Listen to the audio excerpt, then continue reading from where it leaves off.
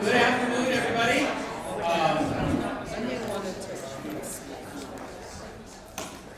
Good afternoon, and again, welcome. I'm Steve Gould with Community Giving, and I have the distinct honor of introducing today's speaker. But I didn't know that until shortly beforehand that I was getting the honor of introducing Ben Winchester. But you are all in for a treat, especially some of us who always have heard Ben speak. I first met Ben, you probably don't remember, but I met Ben in Washington, D.C. at a COF conference, and he was a keynote speaker. And when I found out he was from Minnesota, and then he actually lived in St. Cloud, I felt really bad that we hadn't connected yet. But since that time, I've had just a real fantastic opportunities to interact, and nobody knows rural, in my opinion, better than Ben Winchester. I'm not going to read his formal background and all of his different experiences. It's safe to just say, when Ben speaks, many of us listen, and we are fascinated with what he has to say, and it's just a real treat to have him back here, and also want to thank Minnesota Extension for being one of our sponsors this year for this year's conference. So without further ado, let's welcome Ben Winchester.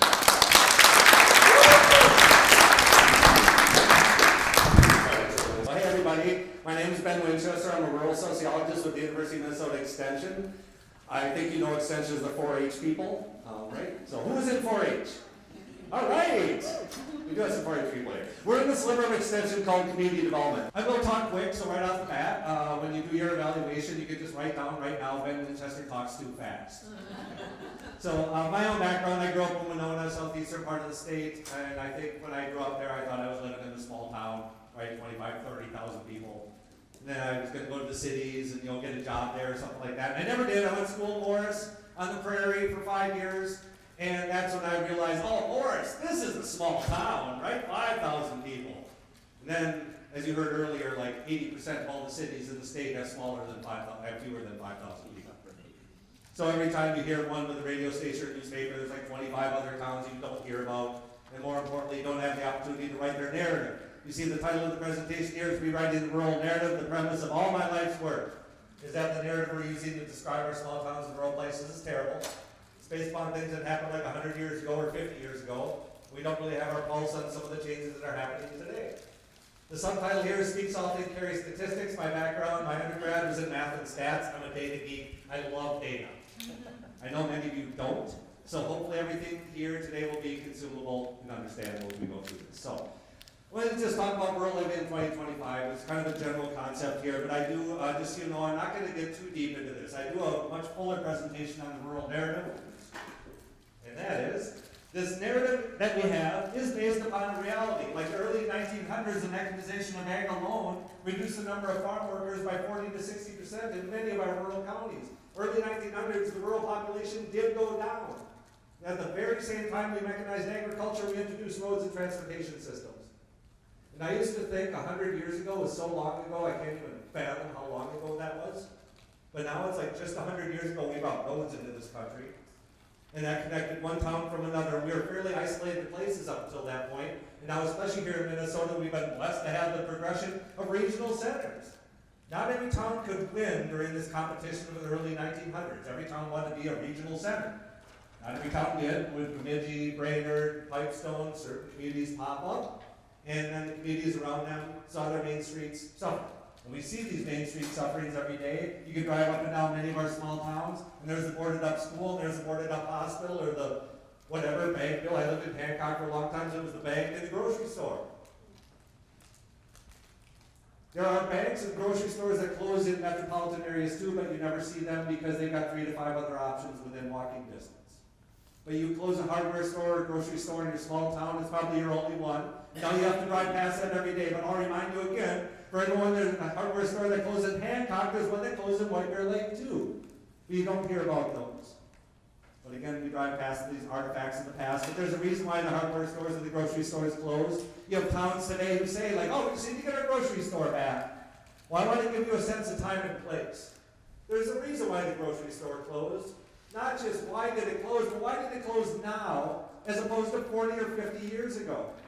And what are the dynamics of the world we're living in that will prevent us from successfully opening a grocery store today? We cannot continue to use revisionist history on terms of what we think is going to fix our towns, or idealistic notions of what we think is going to save our communities. Rather, I just want to look at where we are. And where we are today is not always the common narrative we have. And I'll say, how did we arrive at this point? That we have such a negative narrative on rural communities, but on the other hand, I can't find a home to buy. It doesn't connect. There's a dissonance here between the experiences that people have and how their communities are described to them from the outside world and what people actually experience in the small towns. So when I was in Morris for the first time, and I was working with the Center for Small Towns, going to West Central Initiative and presenting on economic development reports and meeting with people in the communities, and people in the communities were so happy with their towns. But meanwhile, the narrative was like, you're dying, your best days are behind you, nobody wants to live here anymore, the lucky few escape, we live in the middle of nowhere, your town is a sleepy town that was woken up by the tornado. What does that say when you have these type of stereotypical commentaries being made about communities that we live in, and then we have no opportunity to correct a narrative when it's given out maybe mistakenly? Everybody knows one another, you don't. Everybody locks their doors. Or nobody locks their doors, right? You do. Like actually in North Dakota, 43% are the ones with the lowest percentage of people that don't lock their doors. So, right, this is just a stereotypical world about world that we live in, right? So how do we talk about what we are and where we are today? Sorry, this mic is kind of... So I like, Charles Galpin was an early rural sociologist. He worked for an extension out of Wisconsin in the late 1800s. And he wrote a book in 1918 called Rural Life. And he was very interested in how people define community. And you can define community by a place that you live in, and I think that's the traditional notion that we have, is this place-based notion of community. But he was interested not only in how people define community, but also as a sociologist and as a data person. He wanted to not bug people to gather data, right? You want to gather information about people's lives or how they live or how much they spend and all this stuff, and it takes a lot of people, a lot of time to gather information and data. But what he did, he just wanted to know, how do people feel a greater affinity for Benson or for Morris that live in Hancock, or in and around Hancock? So what did he do? He went to the end of the driveways and saw which way did the wagon wheels turn at the end of the driveway. Did they go toward Morris or did they go toward Benson? And then he would draw these maps around where did people get their newspaper from? Where did people take their milk? Where did their kids go to high school? You live in multiple communities. We live in multiple geographic areas.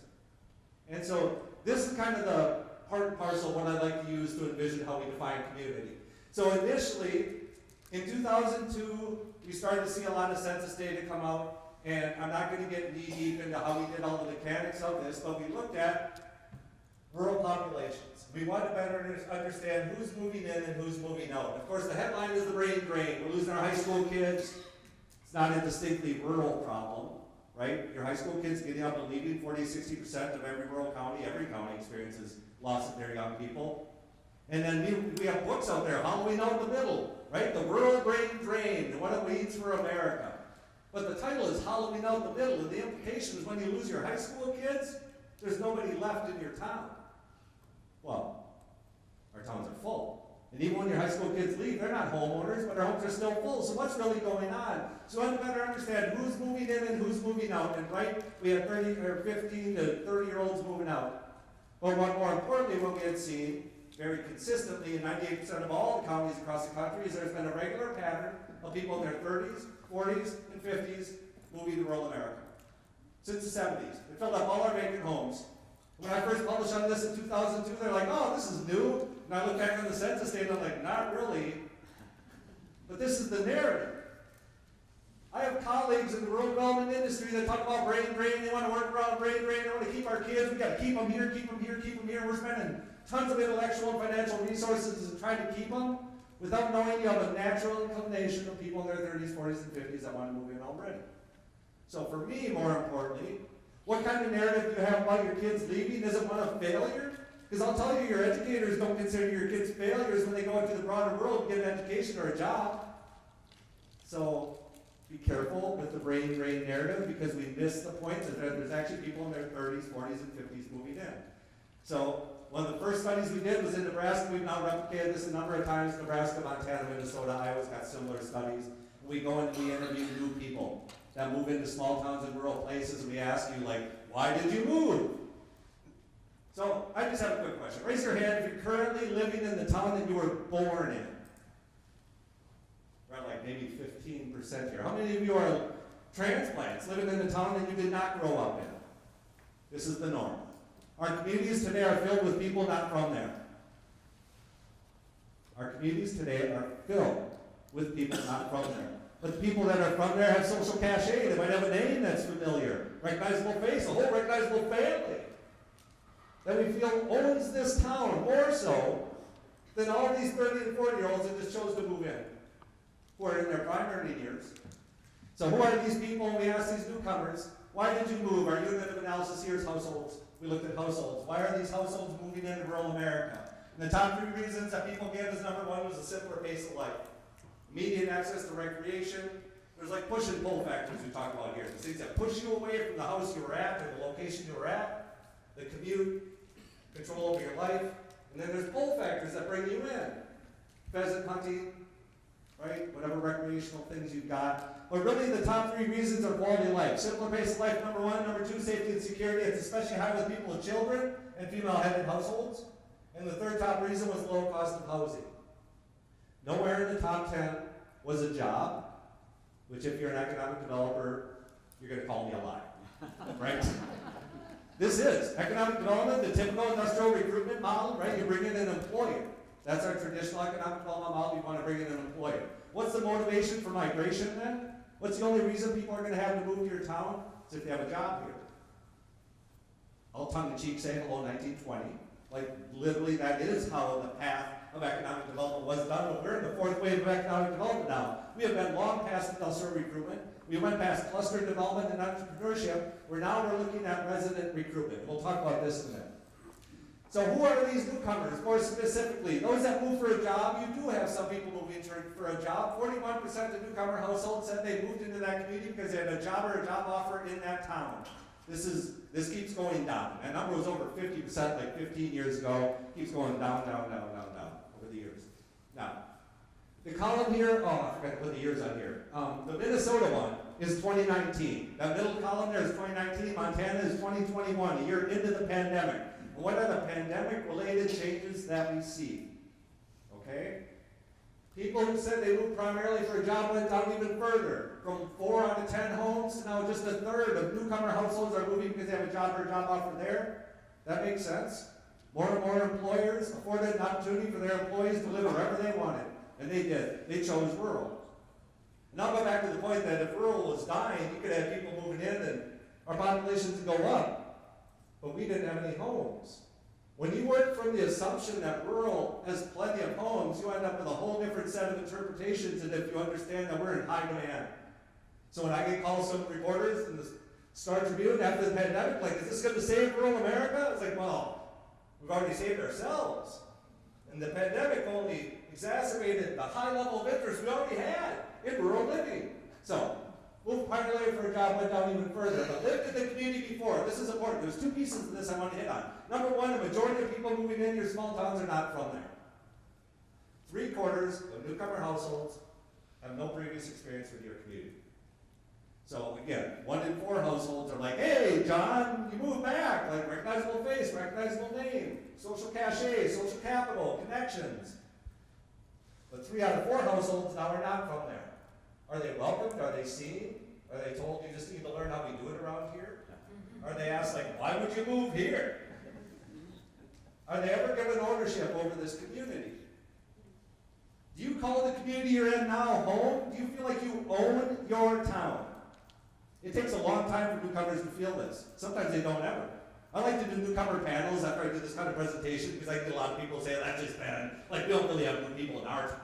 But then we go and find them, and we get them up, and we talk about why they moved here, why they love your place. You can do this with all your newcomers. There's newcomers every week. Talk to your city clerk. And ask them to sit up there and tell you why they chose to move to your place. What they love about your community. Because sometimes there's competing narratives going on. On one side, you've got a narrative that your best days are behind you. Obviously, look at all the empty buildings we've got. There's nobody that wants to live here because our town is empty during the day. Spoiler alert, everybody's working, right? And it looks different. So now, we see that the people who had lived in the community before during the pandemic went up. And this is the first time it's ever happened in our studies.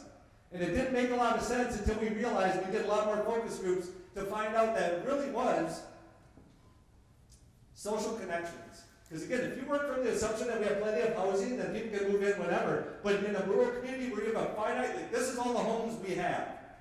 How do you find a home to buy? You have to know a home that's transitioning. Who knows homes that are transitioning? People who currently live there.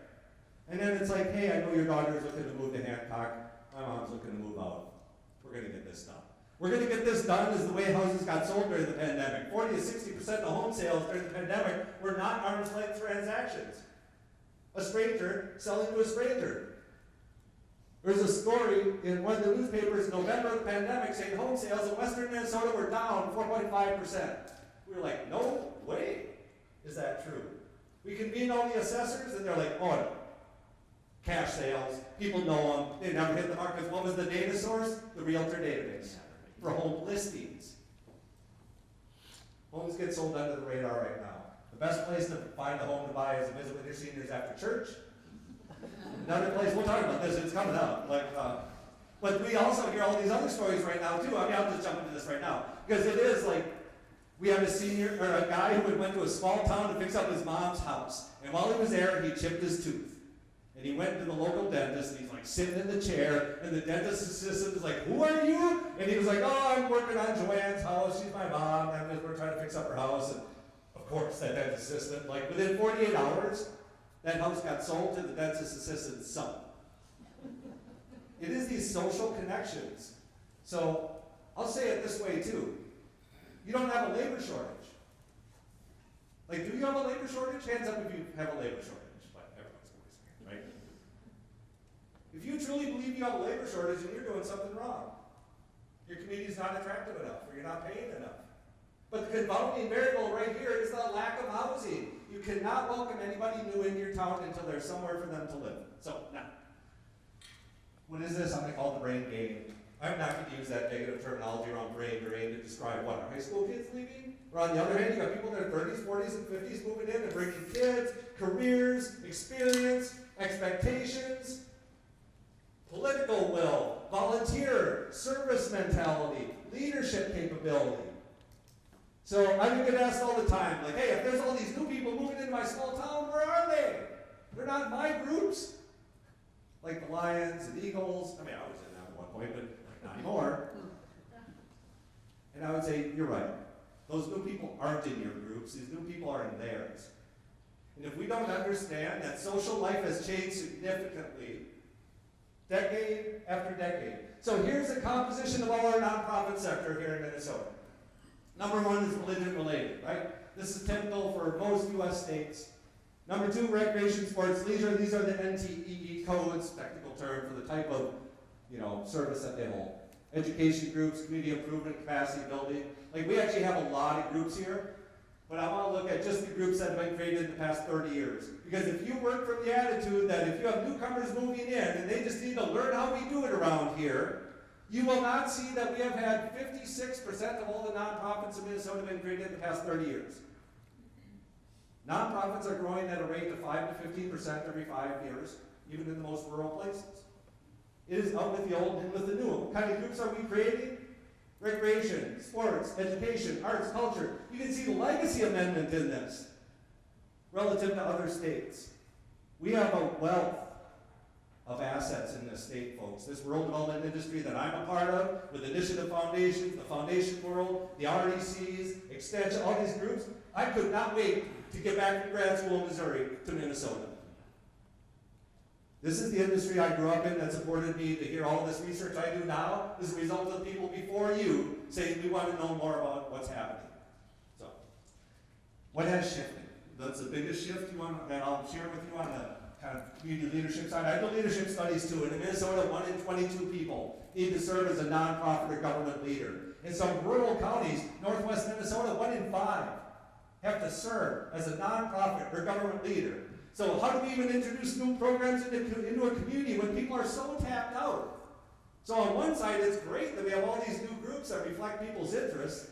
But on the other side, now we're competing with all the older groups in town and the newer groups and finite amount of money and time and resources to tell. So I advocate for a rural summit or a summit for your nonprofits with your leaders to talk about these trends. Because you're not dying, it just looks different. Engagement looks different, and this is the biggest shift. Historically, people would be involved in place-based groups with a broad focus. The Hancock Community Betterment Club. Like help build the playground or help with the church or the school, whatever, didn't matter. Narrow geography, wide focus. Today, people want to be involved in just the opposite. Rather than a narrow geography, it's a wide geography. Rather than a wide focus, it's a narrow focus. Mid-Minnesota Bicycle Association. I mean this. We have a mountain biking family. This is where we spend our time, our money, our leadership capability. This is one of those new groups. West Central Minnesota Snowmobile Association, North Central like blank. You name off all these groups, this is where people are engaged. But it might just be one or two people in your town, and one or two people in your town, one or two here, and like you don't see the social capacity that's being built and the energy that's being developed. If you do believe in Putnam's bowling alone, then don't go to the bowling alley anymore, because you certainly won't see very many people there. The number of bowling alleys has went down by 56% since 1970.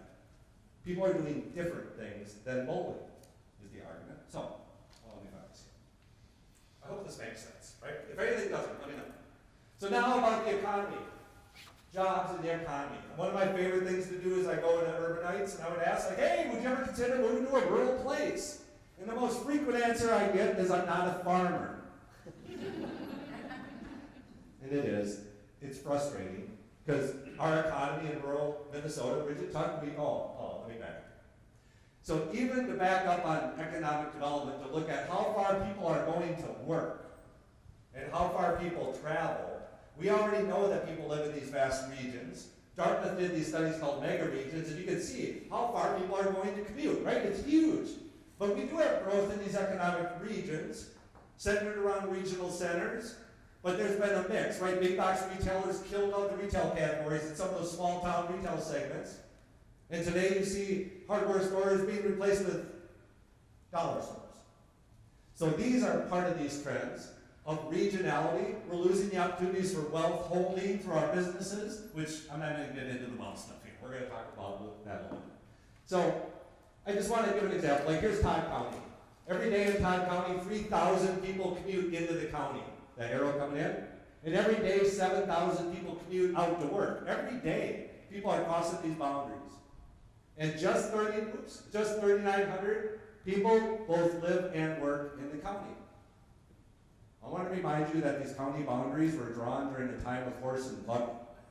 They do not reflect how people live, work, shop, or play.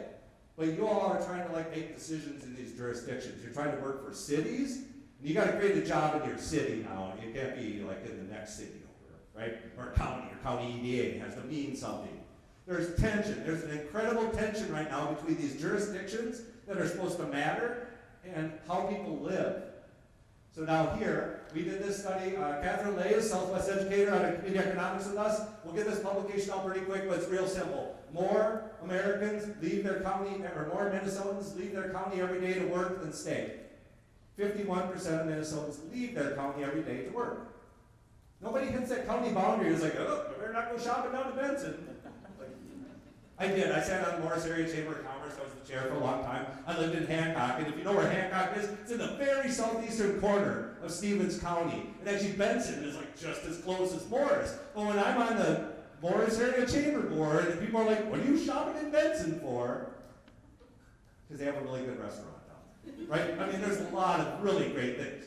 But we need to talk nice about our neighbors. We also need to know that you have opportunity in our rural places. So getting back to can you really be an electrical engineer in Hancock? And the answer isn't that, sorry, we don't have any electrical engineers in Hancock. I better know that there's one in Benson. I better know that there's one in Allen and right around me. So when we talk about the composition of the rural economy, once you start putting 3 to 5 and even sometimes 7 counties together, you have the same diversity in the economy that you find in the Twin Cities. The same. But no one town has that diversity, right? Which makes sense. Hancock's not going to have a diverse economy. But when you put your region together, you have it.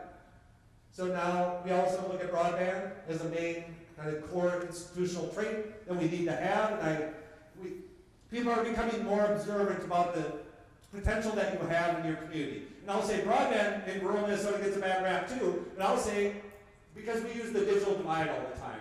And the implication around divide is that rural doesn't have it. I lived in Hancock. We had federated telephone that laid fiber to the farm 17 years ago. And when I moved here to St. Cloud in 2013, my internet sucked. It went from asynchronous high speed to charter. It was like 60 down and 3 meg up. Broadband has an expectations now. And I have a picture up here of like a hotel motel because I kind of relate it like this. I relate it like this. People do generally have an expectation of a certain level of broadband in your community. And it's kind of like if you were to go to a hotel or a motel and you drive up and you're like, man, why do they have color TV on there? Like, but if you walked into that room and it was a black and white TV, you'd be like, oh, I should have looked for the sign, I guess. That's not what's going to be color. Broadband's kind of like that. People have a minimum expectation, but when they get there and they find out, like, oh, my 3 gig data set I'm trying to upload to my boss is going to take all night, it's like dial-up for me in this town again. Hit upload when you go to bed and hope it doesn't break overnight. Get your download manager going kind of thing, right? So, we live in the middle of everywhere. We don't live and work and shop and play in just one town. So again, now you've got to work in these political jurisdictions around your cities and your counties, but that's not how people live. So Dee Dee's here. Dee Dee LeMaire does work. Dee Dee, could you stand up? Dee Dee does a lot of awesome work. She's our extension educator out of Brainerd. She does work around placer data that you're going to see in a minute, but it came from a concept I've been working with for a number of years around this middle of everywhere idea.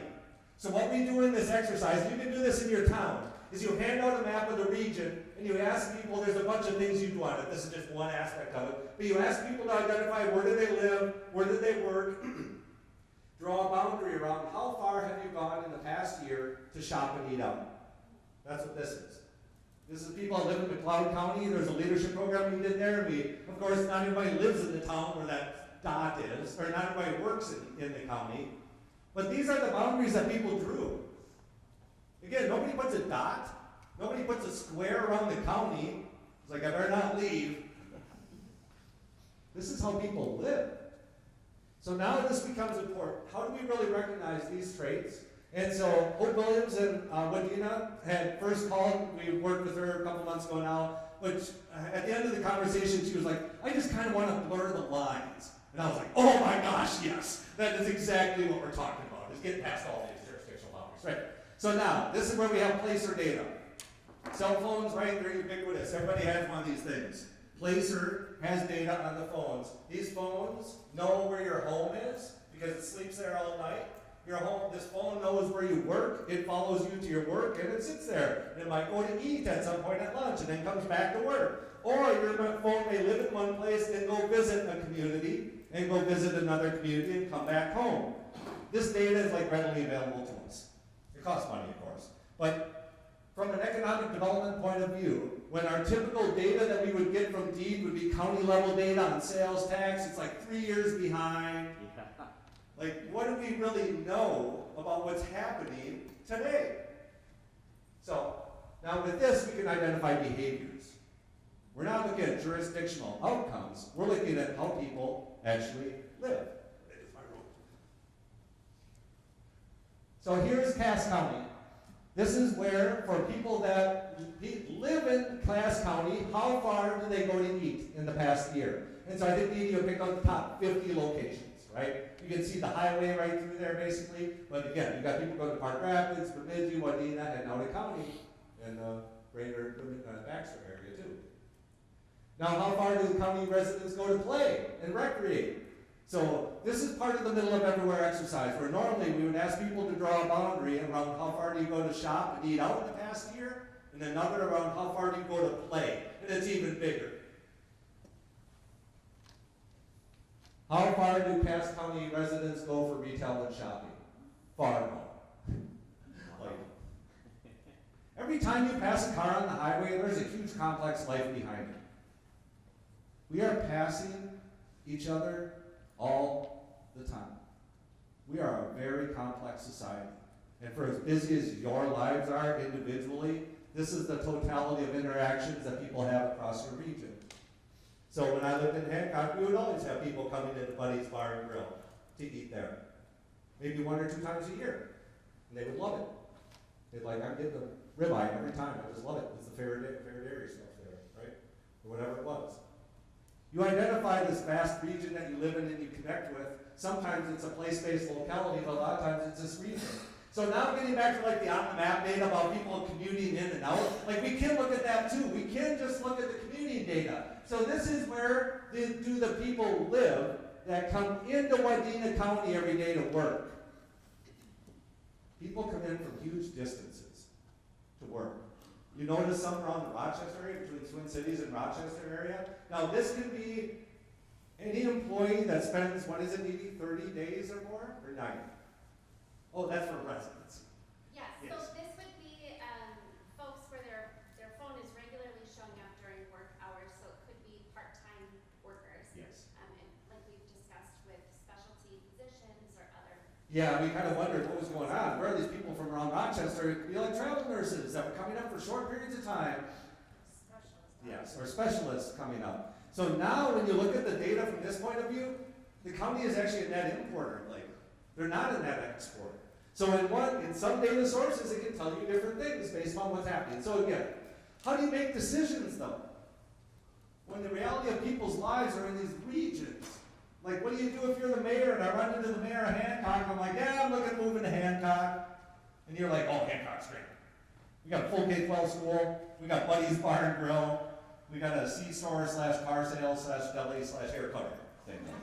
Right? It's like, yeah, I do like Hancock, but I'm also looking at Starbucks, you know, Starbucks very nice. Now the parochialism kicks in, and you're like, Starbucks got nothing going on. Like Hancock is where it's at. What did you do then? Not only did you downplay Starbucks, but you downplayed Hancock, because you can't name off anything I might actually like to do in this region. This is how I live. So what you find, if you were to do this exercise in person, and imagine you had everybody in town fill out this map of how big of a region they lived in, you'll see a few things. There's 2 real things you can see here. One is you sort all these maps by age. 20-year-olds, 30-year-olds, 40-year-olds, 50, all the way 78s. And what you find is that people's everywhere region gets bigger. 30-year-olds, 40-year-olds, 50-year-olds, 60-year-olds, 70, and your dot will go away, right? At some point, at age 90s. But the other thing you notice is part of this exercise that we would have people identify like their favorite assets, the name of the restaurants, the name of the parks, like list 3 to 5 of your favorite assets in the region. Now what you see is the younger people are identifying vastly different assets than the older people are. But if you walk into a community and you pull up a marketing brochure and you can pretty much tell how old the people were that made that. Yeah. Because we're not marketing to anybody except ourselves. But now again, if I'm looking to welcome somebody in, it's like, oh, I'd love to move into Hancock. Like, is there a mountain biking around here? And if you don't mountain bike, you're like, I don't think so. How do you answer those questions in an authentic way when you don't truly know? Because you believe you know everyone. Everybody's doing the same thing in town. We're all homogenous populations. We're not, right? We live non-overlapping interactions with massive groups of people in our towns that we don't overlap with. And I say it like this: people that work first shift and people that work second shift barely see each other during the week. This is part and parcel of our entire community. You can be pumping gas next to your new neighbor and you wouldn't know it, because we don't have opportunities for social engagement like we used to. Our third places are gone. So if there is a function for y'all, is to produce opportunities for interaction and engagement at the community level that's not a church, that is a place for people to have an open, honest, fair conversation about the future of their town. So, what do you do in the middle of everywhere kind of notion? So, there's a ton of change coming. I'm going to do a quick time check here. How long are we going to? 4:15. 15. Yes. Okay. Oh, good. Okay. So, time out. So, here's what happened was, I think maybe 15 years ago, we started to look at all this data around the baby boomers. And that's what this chart is. So the map, the chart on the left is the, oh, I can't use this. Oh, that kind of works. No, okay. So in 2000, these are homeowners in Todd County. I'm just going to pick on Todd County, so guys from there, sorry. But these are homeowners, and again, homeowners are 35 to 54 years old in the year 2000. But by 2010, those baby boomers, right? Baby boomers are the huge bump in the snake of the demographic snake. So this is them moving through our housing stocks. So in 2000, the 35 to 54, they got 10 years older. 35 to 54, and now 45 to 64. Now you see that bump move over, and 10 years ago, 15 years ago, I'm like, man, we're going to have so much housing available. Now it's like, I don't know, Rick called me a liar. Like, Ben, where's all those houses you said were going to be here 15 years ago? Like, legit. Ask me these questions. Here's why I think happens. I'm pretty sure this is it. So this is a chart that represents home ownership rate by age.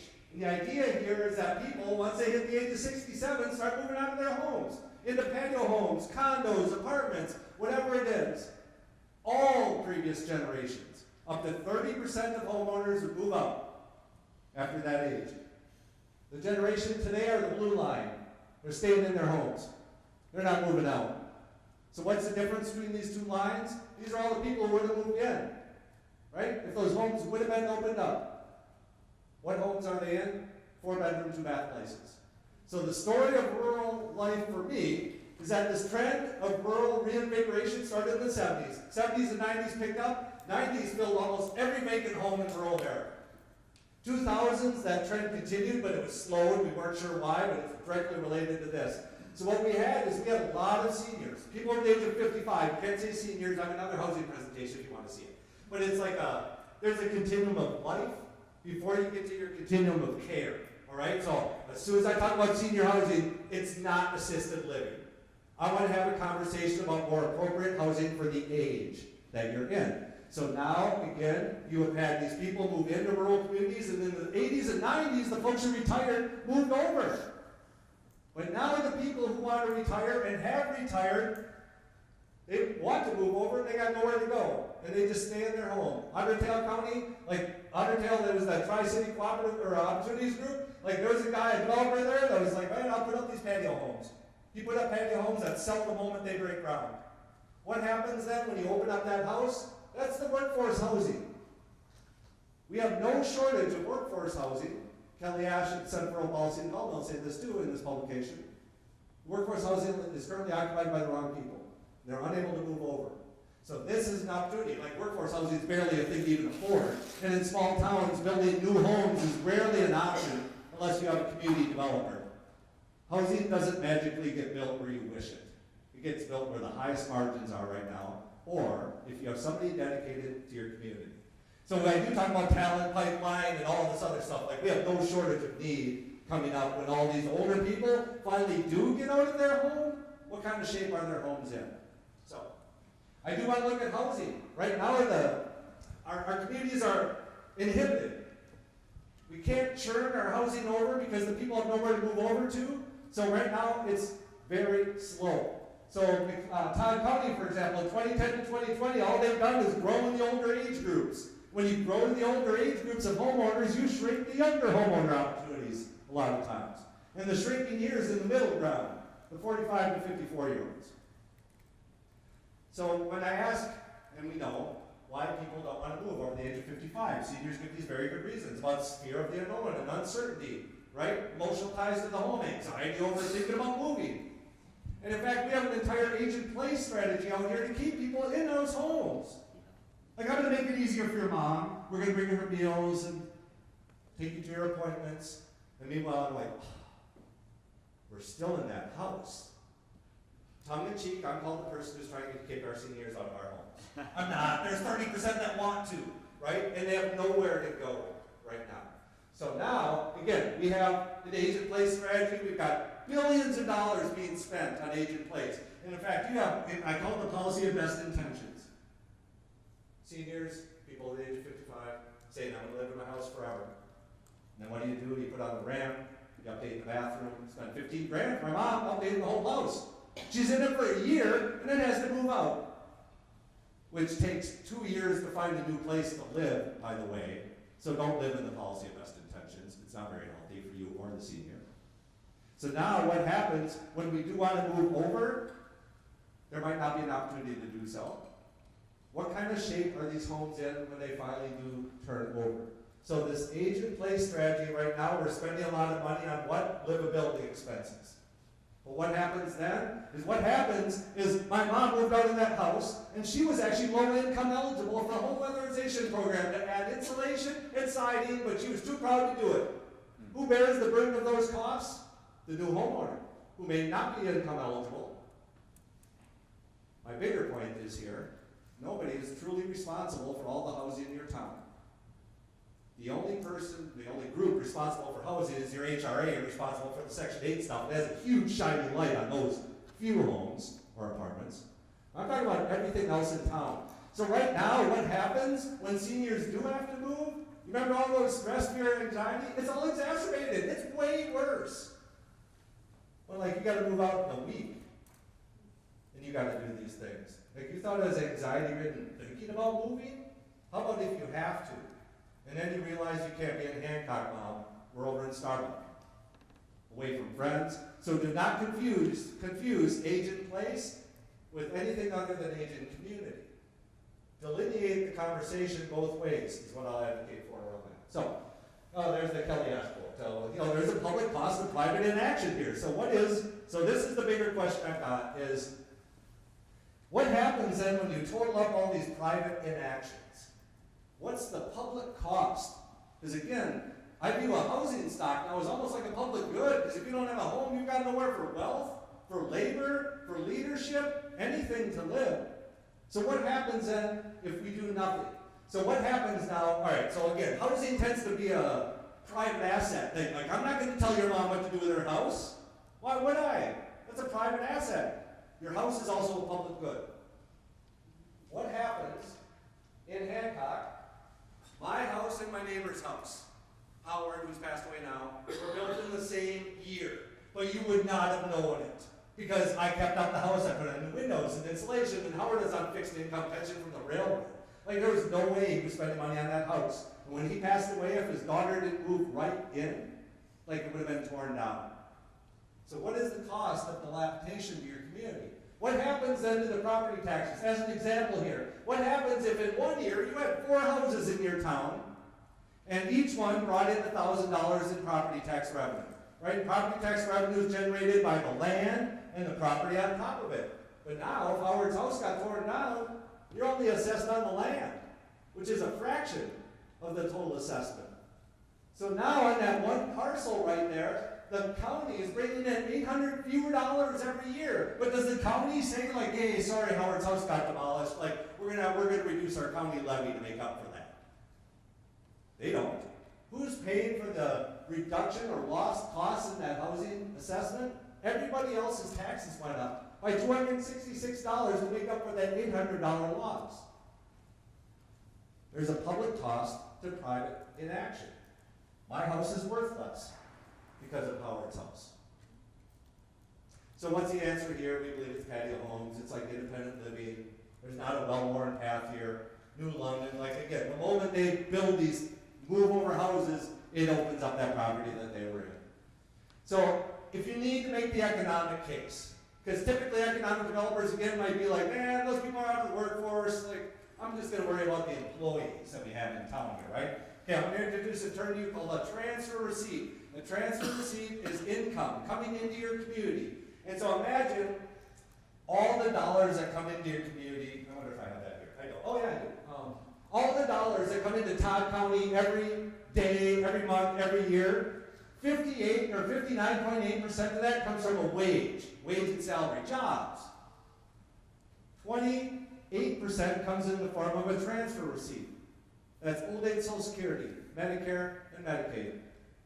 Over $1 in $4 are a transfer from the federal government either to the individual for retirement or a pass-through for Medicare and Medicaid. So part of this is, well, 27% there, and another 12.5% are dividends, interest, and rent. We're not going to worry about that. But transfer receipts here. So here's Todd County. Well, look at the growth of transfer receipts since 1969. It's gone from 18% to now 27%. You can see the pandemic bump, but the overall trend line is growing. All of these dollars get spent in your town or locally, right? When you're retired, you spend all your money. You don't put money away for retirement. You're retired. You're spending all these dollars locally. Think of how many jobs you have today because of all the Medicare and Medicaid dollars flowing into your community. So now the question is, if you don't have move-over housing for your older population, they're going to move out. And they're going to take these transfer receipts with them. So again, is it worth it to ensure there's housing for a population that might not be your GDP producer today? Right? They were in the past, but your retirement is like a delayed paycheck. Right? They're no different for the workforce than the existing population that's working. They're producing revenue and jobs for the community.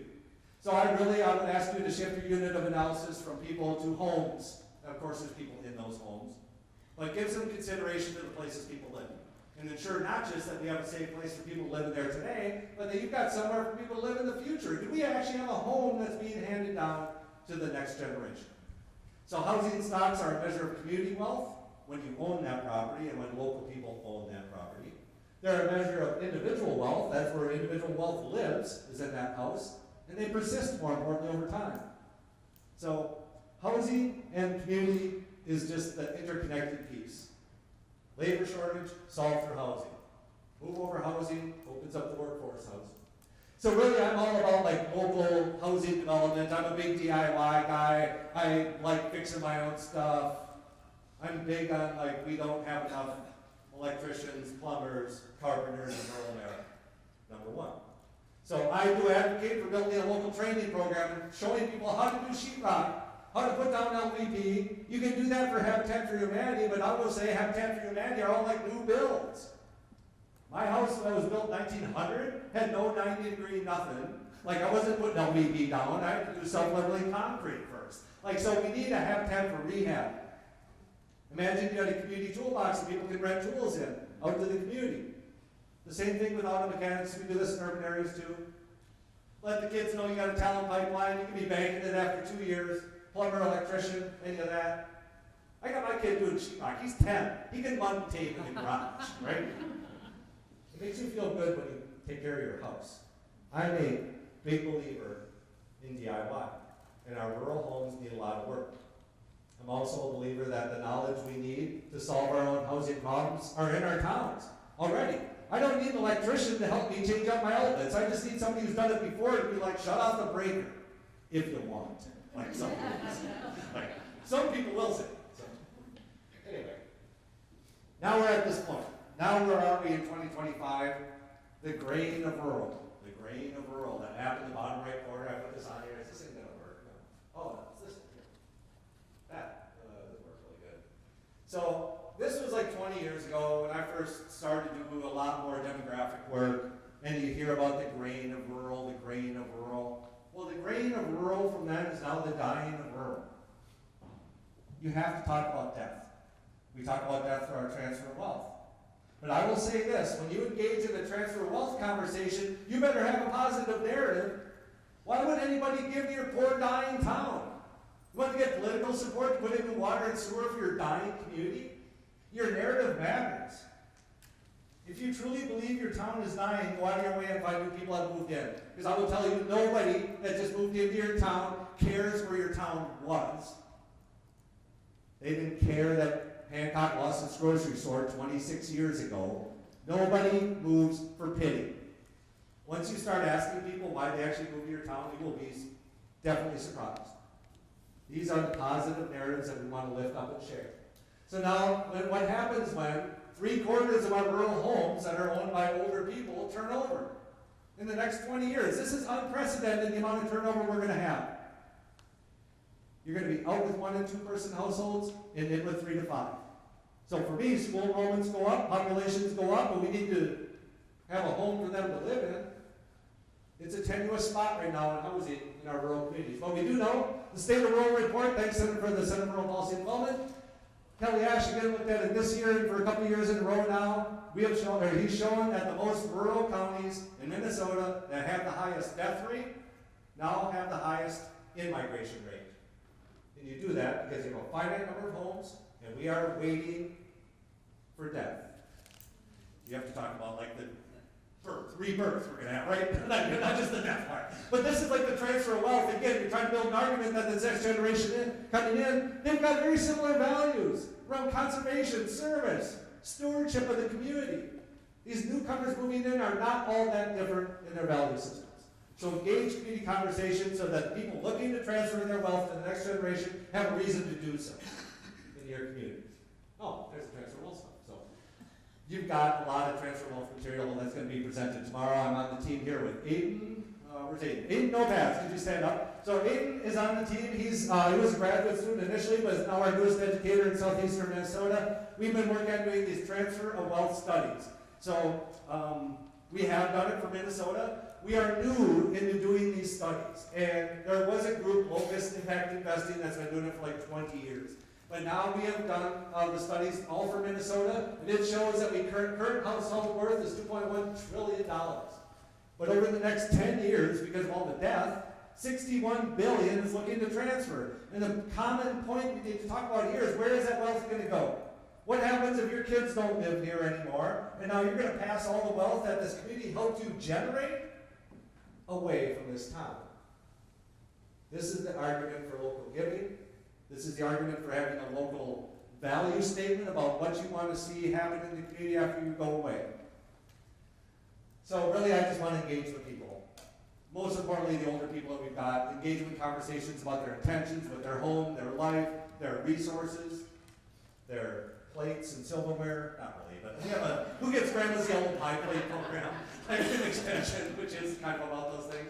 So we do want to talk about this. But I'll just end with this. Like, maybe one of the best things you can do for your community is just ensure there's somewhere for them to live. Like, elevate the conversation about housing, who's moving in, who's moving out, who's moving over, and who's moving on. Thank you for your time here today. Really, thank you for all your interest and your passion for your small towns. Thanks.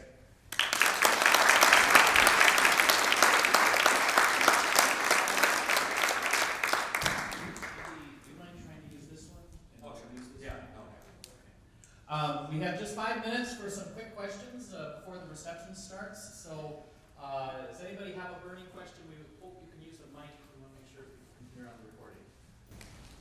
I'm gonna ask Ben. You know, many of the participants here are with community foundations, and so if you were to summarize just some key things that you think local community foundations should lead on, could you give us a few of those obvious things from your? Yeah, for me, it's just engaging the community in conversation and interaction. Like, as a sociologist, like, we call these community development things like assessment, planning, and action, all these different names, like WealthWorks or asset-based community development, but it's just interaction. Bring people together in your town to talk about their future, and you tend not to start with the divisiveness. You would never end up there when you start talking about what you have in common and what you love in your town. So I don't know that Neil Lynchard's here either in this room, but like we talk about newcomers a lot. We kind of say the best $150 ever spent is like a newcomer supper, and it's a supper just for the new people, not for all the existing residents to gawk at all the new people. It is for the new people who are like, I can't believe I'm not the only one. There is so much energy to build around this new population. The older populations are engaged and organized. They know each other already. The work to be done is to transfer that experience to this next generation. But right now, they're not overlapping. So I'll ask you to bridge, connect, link, and bridge groups across social capital networks between them. Great. Yeah. So my question is just, have you engaged in any conversations with a neighbor, with a relative, like you're encouraging us to do, to think about, okay, this transition, don't wait. My parents waited until I thought it was rather late for them to move to senior housing, and we had the dilapidated home and all that kind of thing. So have you had some of those individual conversations? Sure, they kind of go like this. Hey Mom, it doesn't look like you're getting up and down the steps very good. And she says, shut up Ben, I'm feeling just fine. That's usually how it goes. So, but then the conversation in the afternoon when she's at the doctor is like, I can't even get up and down the steps anymore. Like, why didn't you tell your son that in the morning? That, I think, the unwillingness to give yourself up. But everybody, so in the housing presentation I do have, like, I don't even start with a presentation. It's share your stories because everybody is dealing with this right now. So if your homes are not ready for multi-generational housing, what's your house gonna look like? Multi-gen is well on its way back, multi-family, multi-gen housing, like I say return to multi-generation, because that's the way it used to be in the early 1900s. 1950s, 60s, the only time we had nuclear households that were like, you're only successful when you're by yourself, and with your wife and kids. Like, we're getting back to multi-gen housing right now. And how do you measure that? Measure, That we are going back towards oh, multi-generational? Pew Research Institute does studies, they do update a study every year. I've been tracking this for a number of years now, since it started about 12 or 14 years ago. But again, when you have a tight housing market, where are your parents gonna go? Or your kids, more importantly. Like I will say, I've got 2 kids, 13 and 10. There's one family member who would say, when my kids turn 18, they better pay rent or find their own place to live. I could never think about telling my kids that. I could never tell them they wouldn't have a place to live in this world. I've got other friends who their kids are struggling at college, and it's a struggle, to be honest, right now. So losing the judgment about what is ideal, number one for me, and just recognizing that we need to be open and honest about the realities of how life is shifting right now, and find better ways to support. So, and that's a whole other. Thank you. Any other questions? Well, if not, then you'll be at the reception, Yeah. hopefully. So